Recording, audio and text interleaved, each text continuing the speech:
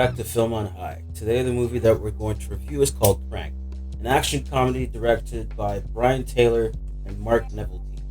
This came out in 2006 and it stars Jason Statham, Amy Smart, Jose Pablo Cantillo. This man, Chev Chelios, who is poisoned at the beginning with a super drug, you can say, and it's slowing his heart rate to the point where, unless he pumps himself full of adrenaline or does death-defying stunts throughout the city of LA, he will die under an hour. His only choice is to get back at the people that poisoned him in the first place. So what do you think about this movie? Well, this movie, appropriately enough, was very energetic and very full of adrenaline, which is probably the best course for, that's the whole concept of the movie, so you go with something really high energy. And I think that's kind of the charm of the movie. Like, in a lot of ways, it is a really kind of goofy, over-the-top action movie, but it works. Like, it almost has this sort of video game sensibility where all this crime and insanity and chaos is going on, and he just keeps moving forward and getting involved in all these crazy situations. Like, in some way, it's like almost like the best GTA movie, that's not related to GTA actually, because he just like goes on this insane crime spree as he's struggling to stay alive, like robbing people and stuff. And yeah, like the plot of the movie, in some ways really doesn't make sense if you stop to think about it, but that's, not really the appeal. It's more just about the experience of it, and in that way, I think it's really good. Yeah.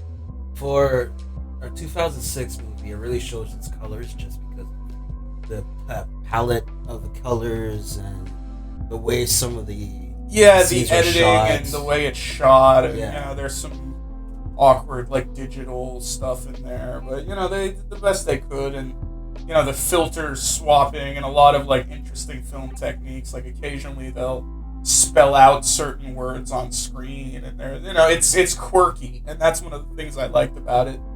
They weren't taking themselves too seriously. They understood that this is kind of a goofy action movie concept, and they had fun with it. Like, one of the reasons I didn't really like John Wick is because, the movie, like, John Wick takes itself too seriously with him, and, like, the whole story of him losing his wife and his dog and everything, and, it almost overwhelms the fun of the movie, and it tries to be too serious, but this movie is, like, the opposite of that. It's just a big, goofy, fun time, and that's probably the thing I enjoyed about it the most. Like, some of the humor is like a little edgy. Like it's almost like you can almost compare it to like South Park or something like that. Like you can tell there are some jokes here and there that are just meant to be purposely edgy. Like he pulls a cab driver, like a Middle Eastern cab driver, and he throws him into the gangs. Oh, this guy's Al Qaeda, and all these like old women jump on him and start beating him up. Like, it is like a edgy humor, but it's funny because again, like the movie is like bold and audacious in a way. Like it aims to be as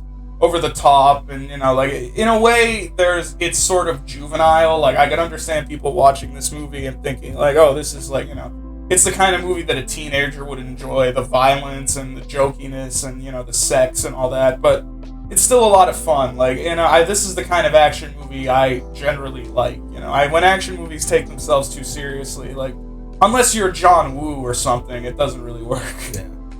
See, I saw this movie when I was as mentioned, a teenager. I saw it at a bargain bin, and I was just stayed kind of like transported.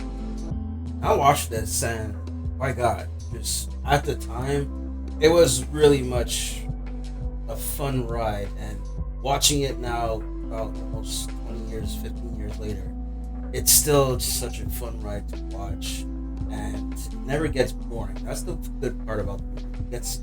Even though everything is fast-paced, it keeps a good pace.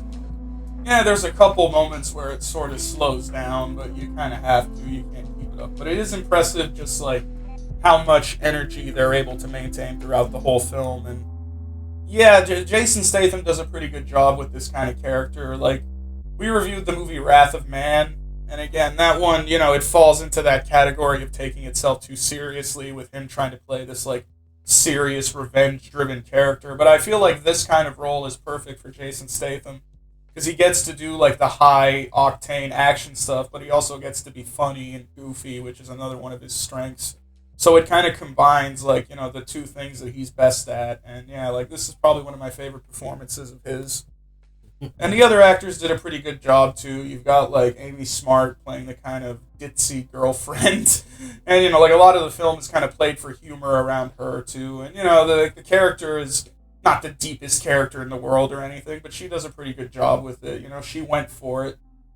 And I like Dwight Yoakam, who's an actor. He was in Sling Blade, and he was also a country singer. He plays the doctor who's kind of monitoring Chelios' progress and giving him advice. He was a fun little addition. I liked him. Yeah.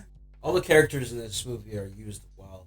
And even though they might have a little bit of stereotype, like Amy Smart is blind, so... Well, she's so ditzy and stuff. Yeah, but again, it's part of the fun of the movie. Like, I'm sure some, like, maybe a feminist would watch this movie and go, oh, this is, chauvinistic. But I don't think it's meant, it's fun. Like, it's meant to be kind of a goofy. That's why I compare it to, like, GTA. Like, it's almost meant to be purposefully offensive in a way. So it's not worth getting, like, up in arms over. It's just kind of a fun, goofy movie that's not meant to be taken seriously. Yeah. Although the movie does end...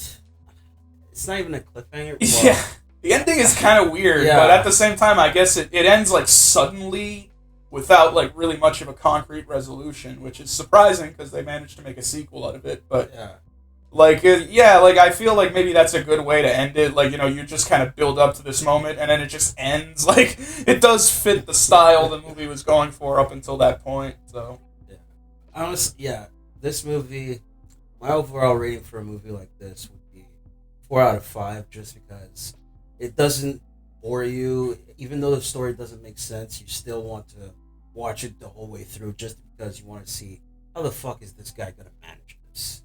Yeah, exactly. The concept is enough to pull you in, and there's enough like good action and good humor to keep it going as it goes along. Because again, like a movie can't just survive off like a gimmick or a concept. You need a bit more than that.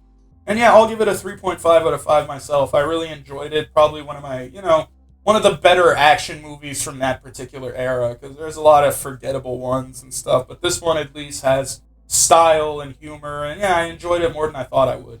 So I would recommend it for, action fans, Statham fans. If you like Statham's work in the early Guy Ritchie movies, this is worth checking out, because he has a bit of that comedic persona too. So very true.